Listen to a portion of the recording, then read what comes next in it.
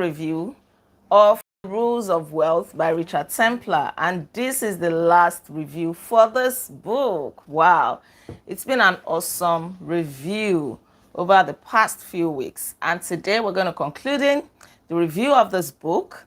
So we'll take Rule 8.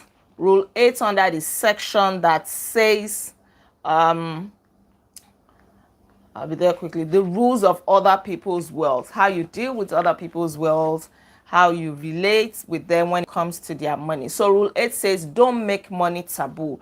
It is not a taboo to talk about money. It is not a taboo to have conversations around finances. In some cultures, people shy away from it, yes. When you start talking about money, they see you as being vain, you know. They believe that don't talk about money, it is of the world and all of that. And this belief can lead a lot of people into problem. It can lead them to financial disaster. So it is not a taboo to talk about money, maybe with your parents, with your siblings, with your colleagues, with whoever, or how to express yourself when it comes to money matters. And in this chapter, we are actually focusing on our parents. We need to discuss money matters with them, especially when they are growing old and when they don't want to be a burden to us. We really have to talk about money with them. How are they going to cope? How are they faring? They may have worked all their lives and may have saved some money or invested for their old age, but sometimes this money may not be enough, or they may be too miserly with it, thinking that the money may not last them until they die. Right. So they are being very, very careful. Like the story of a lady here whose father saved too much. The father was a low income earner and he saved too much. He was being extremely frugal with his money. He was trying to spend it little by little. He was very stingy to himself. So he struggled. He and his wife struggled. It was when he died that it was discovered that he had been saving more than half of his income over the years. But look at all the money that he left behind. Meanwhile, he suffered. He and his wife suffered, really suffered. Even the children did not enjoy so much while they were alive. Right. So when you talk about money with your parents, you'll be able to know their fears. You will know their worries, and you know what to tell them, how to come in. Sometimes the money they have may not even be enough. They don't even know maybe they are going to keep warm in the coming winter, how they're going to survive. So they keep mute to themselves. They don't want to share it with anybody. So you need to encourage them to talk about it. How are they going to cope? Now that your parents are working, ask them questions. Are they saving towards their retirement? What financial plans are they making? We shouldn't shy away from this important topic. It is something that must be discussed openly. Yes, we'll have an open talk about it. Thank you. Right. Some people may want to discourage, even if you don't have any money to give, you can still give some words of advice. You can still give some words of assurance, words of encouragement, because some people die, not because it is their time to die, but they are so worried about money and where their next meal will come from and things like that, and they take their own lives, unfortunately. So you can help, but only if you know what's going on. If you don't know what's going on, if they don't want to open up to you, there is no way you can help. If somebody is suffering and they keep saying, oh, everything is fine, I'm okay, you should also learn to read between the lines when it comes to maybe your parents or people that are close to you. Read between the lines. Their body language is telling you that they are not fine, but they're actually saying they are fine. You should know how to do that. So it is not a taboo to talk about money. Some people are poor today because they are afraid to even talk about money with their employers. They are afraid to ask for more money. They are afraid to demand more, to demand a pay raise at work. They don't want to be seen as evil, as being materialistic, as being vain. It is not so. It depends on your approach. Now, the next one says, if they give it to you, it is yours. We've already talked about how to behave or react when it comes to other people's money. But when they give you money, you don't need permission on how to spend that money. The money has become yours. It is a gift. Assuming that no conditions are attached to the money. Right, because when somebody gives you a birthday present, you don't take permission before you use it or how you should use it. If they give you a perfume, you don't ask, oh, should I spray it only on Mondays or every other day and things like that. You don't. You use the perfume freely as you want because you see it as a gift. So when you are giving money, see it as a gift as well, except there are conditions attached to the money, or maybe the money given to you is meant for a particular purpose. For example, you are giving some money to start a business, but then you think it is best to use the money to buy shoes and bags to match, same color. You want to slay. Then in that case, you may be accountable because you're not using the money for the purpose that it was given to you. But if somebody gives you a free gift, money, whatever, it has become yours. So nobody should question you about how you are spending it. The same way you don't have any rights to question anybody about how they are spending their money. They can use their money for whatever they like. So when somebody gives you money, it becomes yours. Nobody should question you. Nobody should guilt trip you about how you spend it. It has become yours. And when you give people money as well, take your eyes off it. If you don't want to give them, don't give them. But you cannot give them money and still be monitoring how they spend it. You can't give somebody a gift and still want to dictate how they will use that gift. It is a free gift, right?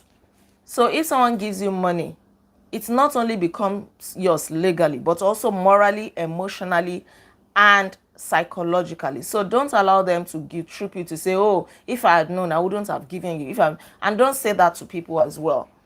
Give freely without expecting anything in return. If you feel somebody is going to be irresponsible with the money you are giving them, maybe don't give them in the first place. That's it. Now, have you had enough? We've officially come to the end of the review of the rules of money. It has been so awesome, enlightening. But before we go, Richard Templar, the author, also wrote other books on rules of life, rules of work, rules of management, rules of parenting, rules of love. So over the next few minutes, very quickly, I'm going to touch on each of them because life is not only about becoming wealthy. There are better things. There are some other things rather that you need to pay attention to if you want to become wealthy, because wealth is not about money alone. Wealth is all encompassing. If you have enough money, you're wealthy in terms of money, but you're not wealthy when it comes to your marriage, to your relationships, to your habits, your daily routine, your life in general. You don't have a wholesome life. Then something is missing somewhere. It is not just about money. So now let's touch on the rules of life. The rules of life says that you will get older, but not necessarily wiser. Wisdom does not come with age, even though it is supposed to. So you can see younger people who are wiser than some older people. If you are not learning from your mistakes, you are recycling your mistakes, you keep repeating the same mistake, then it means you are not learning in life. You are not getting wiser, even though you are getting older in age. So it is okay to make mistakes once in a while, but repeating the same mistake over and over, it means you are not learning from your mistakes. You are not learning from your experiences, and you are just living life blindly. When you make mistakes once in a while, be kind to yourself, forgive yourself. But when you keep repeating the same mistake, then there is something wrong. You may really want to check yourself. You should be growing wiser. You should be able to look back some years from now and say, oh, well, I used to do that. I don't do that anymore. I have learned. I am now wiser. That is the way life should be. So if you are still young, make all the mistakes that you want to make now, but learn from them, so that in your old age, you are not just going to keep repeating mistakes. There are some people that keep making mistakes even until they are old. Why? What could be the reason? I don't know. Maybe they refuse to learn, or could it be a spiritual problem? I don't know. Yeah, but for you, make sure that you get better, wiser with age. Now, the rules of work. Get your work noticed. Very important. Why would you be working and nobody is noticing what you do? It may take you some months, some years, but by all means, be strategic enough to get your work noticed. You don't want to be lost in the crowd. If you're in a paid employment, make sure you do something at your place of work that will make people notice you. One of my friends was sharing on TikTok the other day, and she said that she works with one of the top 4 firms of, yeah, I hope that English is correct.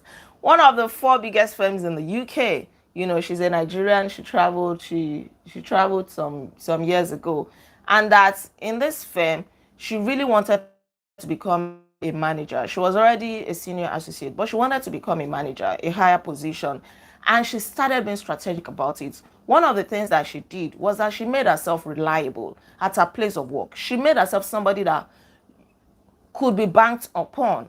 You know, you can bank on her. You can rely on her that she's going to deliver. If you send her a message, she said that she will make sure that she responds promptly. She wouldn't read your message and ignore it. Prompt responses, prompt results. She was strategic about it. And one of the other things that she did was that she made herself vulnerable. She was not afraid to share her fears, her worries, her mistakes with her subordinates and even her colleagues before any problem, you know, arises. She would make sure she escalates it to say, oh, XYZ is not yet a problem, but the way it is going, it might be a problem. We don't want it to be a problem, so let's do 1, 2, 3. She would speak to her team. She would do that. So she put herself at the forefront. She was being proactive, and guess what? She became a manager in no time. So you cannot just be lost in the crowd. Even if you are running your own business, you really want to do something differently. That is what will make you successful in life. So get your work noticed. If you are in a paid employment, for example, one of the things that you can do is to go to your manager, your superior, your boss, and tell them, oh, you know, can we do 1, 2, 3? Not just about yourself, but can the team do this? I think we'll get a better result if we do this. They will see you as somebody who has the interest of the company at heart. It's not like you're going to bugging them with too many ideas. Occasionally, just go to them like that. They are not asking you for something, but you go to them to say, oh, I was thinking of this, so I did it over the weekend. In my former place of work, a young guy became a director within just, was it up to a year? Or maybe a little over a year. Because over the weekend, he would go the extra mile to work, you know, to deliver on some articles, write book chapters. And guess what? When the director became sick, unfortunately, he died of COVID-19. But the moment he was being admitted at the hospital, he handed over the affairs of that faculty to this my it was like my boss. They handed it over to him, even though there were more senior people in that faculty. Jeremiah, stop it. Even though there were more senior people in that faculty, he handed over the affairs of that faculty to him. Unfortunately, he died in the hospital. You know, this guy became the director. People who were already his senior did not get to that stage. Why? Because he got himself noticed. He went the extra mile. You cannot remain in your comfort zone. You want to do things that are convenient and you still want a very great result. It doesn't work that way. You have to be ready to do the difficult things, the hard things that other people are not willing to do. But it is not forever. There are times that you do it, you stretch yourself, you force yourself to do it, and once you get into what you want to do, you continue doing it, but it may not be as strenuous as before because now you're just enjoying that stride, the hard work that you have put in.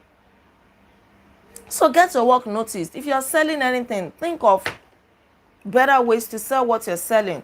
The unsolicited report is a brilliant way to stand out from the crowd. You do things that people are not even expecting you to do, more than they are paying you to do. You will stand out. It has worked for me several times. Now, get them emotionally involved. This is the rules of management. You really want your team, your staff to go out of their way to deliver great results. You want to inspire them. You want to challenge them. You need results, but make sure they're emotionally involved. Jeremiah, leave it, leave it, leave it, leave it, drop it.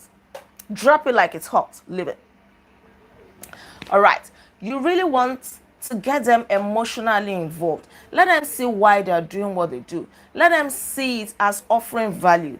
Even if they are selling something, let them see the reason why what they are selling is changing lives, helping people. If they see it that way, they will see themselves as making impacts, positive impacts, as saviors, not just as salesmen or nurses or doctors or engineers who have to come to work, do what they have to do and things like that. No emotional involvement at all. Get them convinced that they are making a difference, real difference in life. That way, they keep inspired, they get inspired, and they get motivated to do it so well. Now, the rules of parenting, we have 2 more to go quickly. The rules of parenting says relax. Relax. As a parent, don't be uptight. Don't be too hard on yourself. Don't be too hard on your children. Allow your children to be noisy, to be messy. I'm just dealing with one right here, right? You want your children to behave like adults. You are going to get stressed up as a parent. You get yourself worked up. Let children be children. Let kids be kids. If you are too uptight, you want their shoes to always be clean. Imagine this, my little Jeremiah. You want his shoes to be clean, his clothes to be clean. You are only going to stress yourself out. It will not happen. Even when you say, don't touch there, don't sit on the floor, don't do this, don't play like that. He will. Simply because he is a child. He's here pulling wires. He doesn't know that it's dangerous, But if every time you have to shout, you have to scream, you have to do everything, right? It's all part of parenting. So after you do that, you also get in the mood where you cross your legs, you sip your wine and say, well, you cannot kill yourself when they grow up. And remember that they have just 18 years, thereabout, for them to become responsible adults. So enjoy it while it lasts. Have fun with them. If they want to get dirty with them. You to get on the floor with them, play with mud, play with sand, run around with them. Because when they are grown, you miss all those memories. Those are the things that keep you going, like, oh, I remember when we used to run around the house. I remember when blah, blah, blah. But you're not creating any memories with them. They may even resent you because you didn't allow them to enjoy their childhood.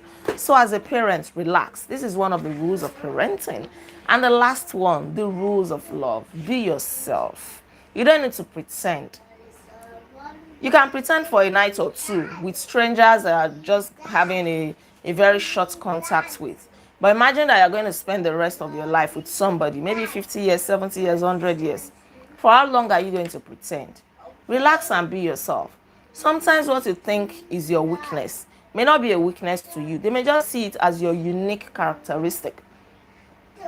And that is what gives them joy. That is what keeps them glued to you. So be yourself. Don't be uptight. If you keep faking it, you are a very talkative person, but when you're around people, you are the most quiet person they've ever seen. Even you are not enjoying it. You are not relaxed. You are not yourself.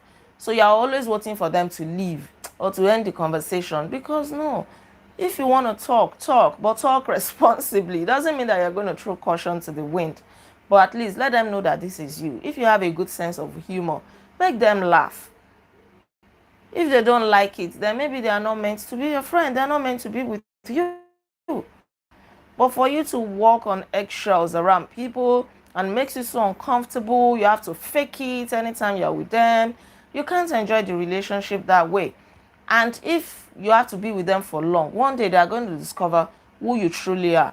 And that may even destroy things for you. It may destroy the relationship that you think existed over the years. So why do you want to do that? Be yourself. If they like you, fine, they'll be with you. If they don't like you, it means they are not meant for you.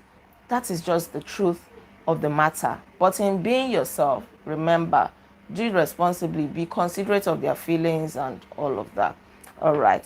Thank you so much. We've come to the end of the review of the Rules of Wealth by Richard Templar.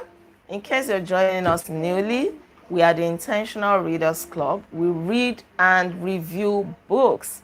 If you want to join, you can drop a comment and we'll let you know how you can join us.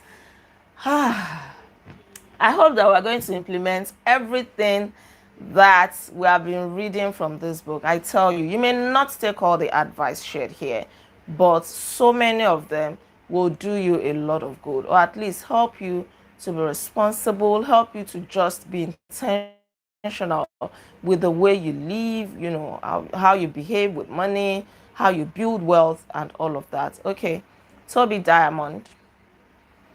All right. How do I get you to join? Can somebody please type the I can't even type right here, but okay, come back to check the comments. I'll type the phone number, or what do we do? Can somebody type the phone number? My 07070690707, or just take it down where you are. 07070690707. If you are not in Nigeria, just add +234, or you can drop your email. Yeah, drop your email and I'll send you a message. All right, thank you very much. Don't forget to like this video, share your comments with me, and please subscribe to this channel in case you are yet to subscribe. I remain Olaide Agbaje, also known as First Lady, and on this channel I inspire you to live intentionally. I'll come your way again. All right, so we're going to have our accountability session. I don't know, we'll decide on the group, maybe tomorrow or Friday, or next week we'll decide. But next week we're going to start another book. We'll check the next book on the list. Right, take good care and remember to be intentional. You're welcome. Toby Diamond. Okay, drop your email in the comments and I'll reach out. Take care. Bye.